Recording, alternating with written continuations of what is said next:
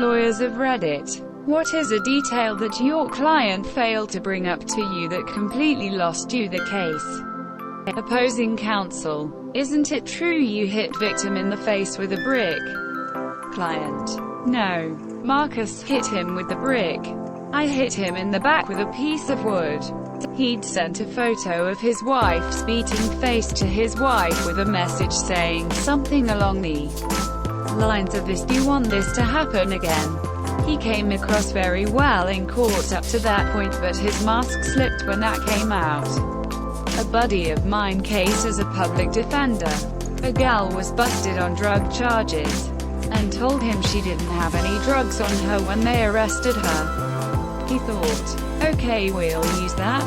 Turns out, she didn't have any drugs on her when they arrested her because she just sold them to an undercover cop. Little late to the party, but here goes. And obligatory not my client. Company I worked for at the time was doing due diligence before acquiring a small tech startup. The COO of the tech startup was a well-liked guy in the company. Friendly and outgoing. Though we had heard rumblings that the COO was rather hands-on with the work and with female employees. Apparently there was a walk-away package proposed to the COO that would let him keep a sizable portion of his post-acquisition bonus because a young woman who worked in their sales department had filed HR complaints against the COO and obtained counsel. I sat in on the meeting with the COO and the company's retained lawyers while they grilled him about his contacts with the young woman. The COO denied ever having contact with her within the company without multiple other people present. Those people said his behavior toward her in the meetings didn't raise any flags. The COO emphatically denied having any contact with her outside of work. The lawyers asked a question a half-dozen different ways, and each time the COO denied any out-of-work contact. Later we meet with the woman and her lawyer with the COO not present. Her lawyer gives us a rather graphic card that came with a bouquet of flowers addressed to her from the COO. The guy had an account with a florist linked to his custody case. Client failed to tell me he was previously convicted of felony child abuse for breaking 16 bones in an infant's body. My house was robbed. In addition to all the stuff the thief took, he also stole a bunch of my suits and all of my neckties. I had a big collection, like 100 or so. However, the thief left fingerprints on a hard plastic box that I kept spare change in. Fast forward 3 months. The thief is caught in the act of robbing another house in the same neighborhood. Same detectives on my case and this new theft. They fingerprint the guy and the fingerprints match the ones from my house. At the thief's arraignment, I see him stroll in wearing my suit and my tie. I tell the district attorney. He says there's really no way to prove it. However, the tie he chose to wear was a one-of-kind street map of San Francisco, and I still had all the documentation to prove it. The district attorney's eyes widen and he informs the judge. The judge has the thief placed under arrest again for possession of stolen property. The thief's lawyer was dumbfounded. It was a nice end to a rough situation. Lawyer in the UK. I acted for a member of a famous pedophile hunting group. My client was charged with various offences relating to his vigilantism. Most seriously, causing grievous bodily harm with intent. He wanted me to fight the case on a public interest defence point that is not available to him in statute or a common law. Contrary to my advice, I followed his instructions as I'm bound to do. If the state won't punish pedophiles properly, then it's left to men like my client to take the law into their own hands. A horseshit argument for a whole host of reasons. His laptop was seized by police and submitted for forensic examination. He had a staggeringly huge database of child pornography on it. He himself was a massive pedo. Minor traffic cases can be the worst for this. Believe it or not. Because they are short and simple and oftentimes the client isn't there. So if you get blindsided by something critical, there's often no chance to consult with them to turn things around. I had a simple speeding case. 70 miles per hour in a 55. No big deal. If she does a driving the improvement course, the court will usually dismiss or reduce those, since her driving record wasn't bad. When I showed up for her, I found out that she had been driving 70 up an unplowed snow lane to get around all the other cars traveling in the lane that had been plowed because they were driving too slow. I didn't know it was even possible to drive 70 on fresh snow. The officer stated he'd already cut her a break by not writing the ticket for reckless driving, and the judge politely agreed he didn't feel comfortable reducing it under those circumstances. When I called her up after court to confirm, she claimed she'd just forgotten to mention it. Now maybe I've lived too much of my life in the South, but that just boggles my mind as a detail you'd forget when hiring a lawyer for that incident. I would have told her in advance that hiring us was a waste of money. Not to mention the hassle of taking an 8-hour class. And she should probably just go ahead and pay this one. I legitimately do that all the time during consults. Give my honest assessment if the case is even worth doing. And so by omitting that detail she harmed herself for no reason. At least she took it well and didn't get defensive. A friend of mine is a defense attorney. He was representing a guy with a lengthy record for assault. Basically this guy took an AC unit and threw it at his girlfriend. My buddy tells me he was able to get a plea deal for 1 year probation, no jail time. The judge is all ready to accept the deal when he asks the defendant if he had anything he would like to say. The defendant responds, "Yeah, I don't know why they charging me with assault, I never touched her. I just threw an AC at her. This is bullshit." Judge rescinded plea deal because of defendant's attitude, lack of remorse. Went to trial and got a year in jail. That he filmed his offenses for his YouTube channel.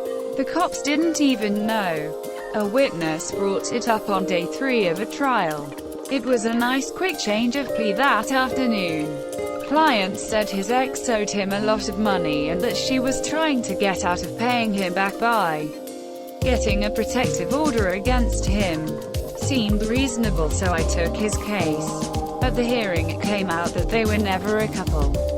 That he was sending sex toys to her residence on a weekly basis and that she never asked for the thousands of dollars he gave her over the years. Stripper. We lost. He got locked out of court and he learned a valuable lesson. Tell your lawyer the good and the bad stuff before trial. Case as a paralegal. Negligence case. Client argued that a lack of street lights and a cyclist he couldn't see was responsible for him hitting a wire pole. Upon discovery, the first respondent's report indicated that they found the driver in the driver's seat, pants down, with porn playing on the phone. Wasn't difficult to figure out who was negligent at that point. Guy in prison hired me to request a modification of his sentence because he was doing very well, completing a lot of optional programs, no rule violations, etc. He had his family come in and pay and everything to get started.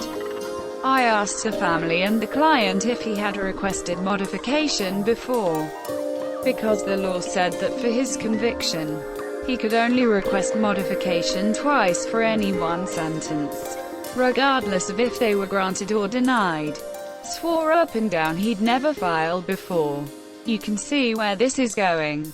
After spending a few hours going over records and preparing documents, a copy of the CCS, the case record, basically, finally arrived. He'd personally filed for modification 6 times since he was sentenced with handwritten pleadings that were all denied. So the one he hired me for was a waste of time and would never be considered at all. There's so many. My dude in a custody battle where the opposing party claims he has a drinking problem and he denies it 1000%. Even after the real talk I have with him asking him to not hide shit from me and to be honest.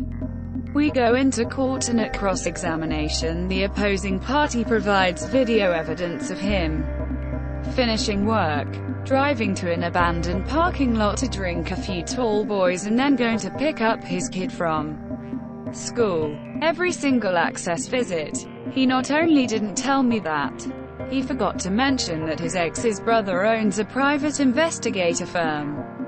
Fucking idiot. Removed. I'm a court-appointed attorney for qualifying individuals in family matters. Termination of parental rights case.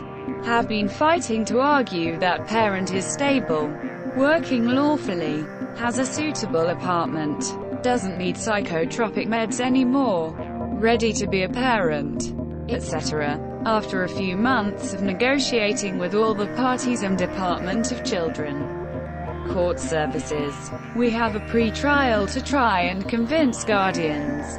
I meet with my client before the hearing to see if anything changed. Nope. All good. Let's get my kids. Great. That's not happening today. But let's try. We get going in court. My client, who is super hot-headed and quick to anger, gets riled up and goes off on the guardians, screaming in open court.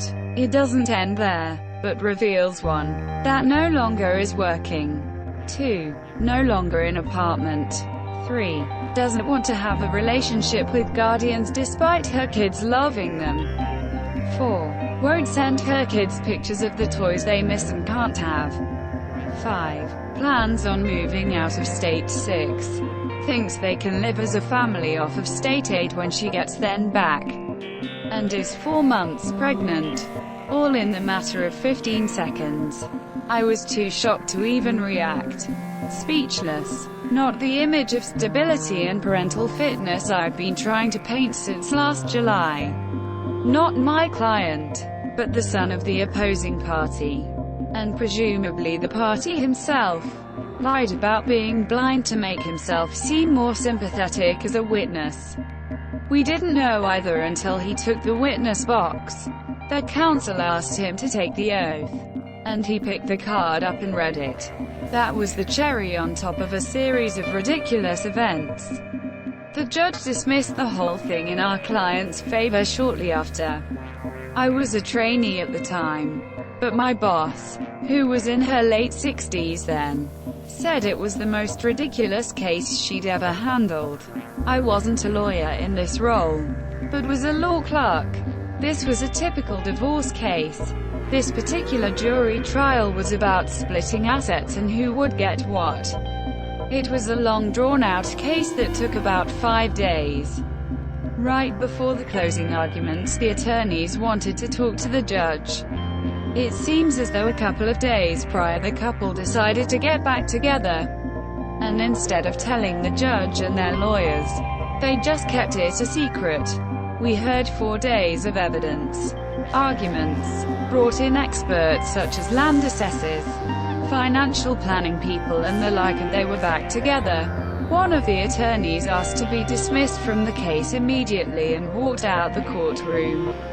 The judge had to dismiss the jury and the couple was adamant that they didn't think that getting back together was a detail any of their attorneys needed to know. Edit. Yes, in some states there are jury trials for divorces. However, this particular case wasn't for the divorce, but for a cause of action stemming from the divorce. Marital property. It was a jury trial.